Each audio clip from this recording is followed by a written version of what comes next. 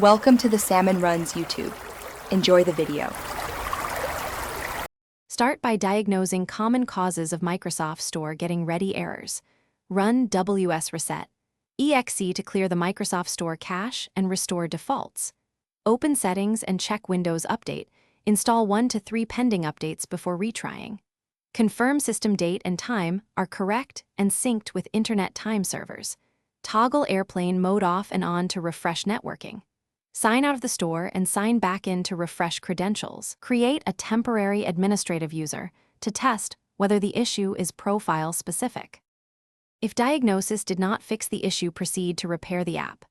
Open Settings, go to Apps, select Microsoft Store and choose Repair. If repair does not help, choose Reset.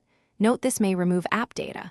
Open an elevated PowerShell prompt and reinstall the store using the re-register apps package command. Run sfc/scano to detect corrupted system files and follow with dism restore health to repair Windows components. Restart the PC after these operations and test the store again immediately.